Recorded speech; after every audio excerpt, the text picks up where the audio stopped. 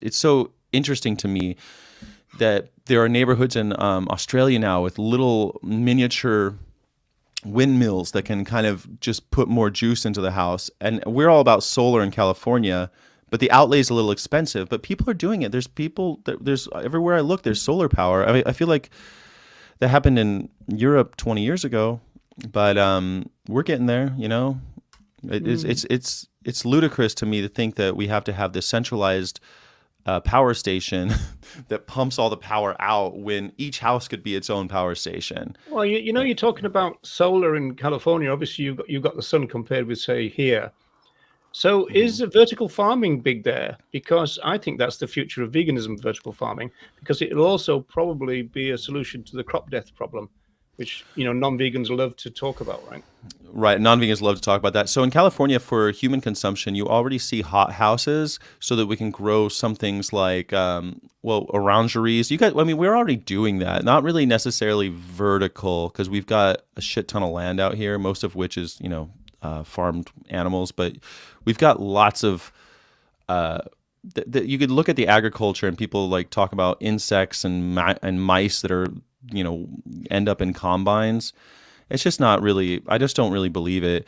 Um, the When I see the hay fields, though, those animals like I've been on hay fields and I've seen them harvested, and deer are getting caught up in these machines. It's not small animals like small deer, like baby deer. They're getting caught up in these machines because the hay is this high. And the machines are Mm. coming in and they're grinding it. The strawberry fields have dudes picking it. They're men. They're not. It's not even picked by machine. Like Mm. the I mean, this is what Cesar Chavez fought against. I mean, Cesar Chavez, famous vegan, um, his big thing was we're spraying pesticides on people as they're picking.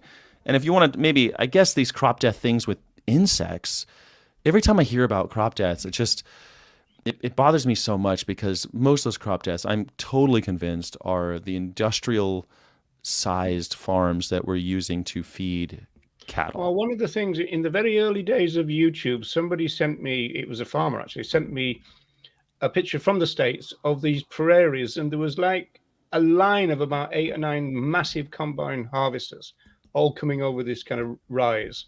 And of Right. course, the other animals in front of those wouldn't have a chance much, Right. even if you were to fit them with ultrasonic sound and this kind of stuff, which is one of the proposals. Mm. But I would say, well, in a vegan world, we would do that differently. You wouldn't harvest like that. Right. You would leave parts of the field, you would leave corridors on purpose for the animals, because it's not only that you don't want to kill them, but they've also got to have something to eat when you've gone and you've Yes. taken most of the stuff. So and I tell you what, in terms of that pesticide thing that you talked about, there's an amazing film, absolutely truly amazing film, and it's called The Home Project. It's on YouTube, and if you just put in Home Project and home in capital letters, you'll get it. And it was filmed mainly with drones, and it was absolutely amazing. It's amazing to look at, and it's kind of like not a vegan film, but it's got a vegan message.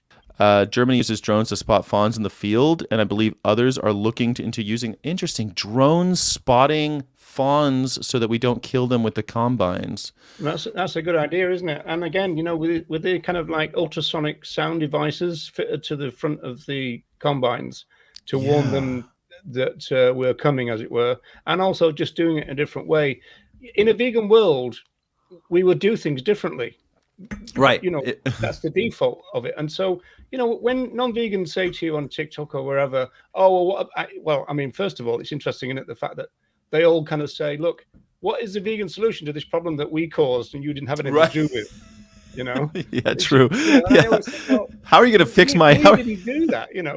how are you going to We're change not my raising diaper? trillions of other animals, and we're not, dragging them out of the sea, and we're not artificially inseminating them. And you're asking us for the solution.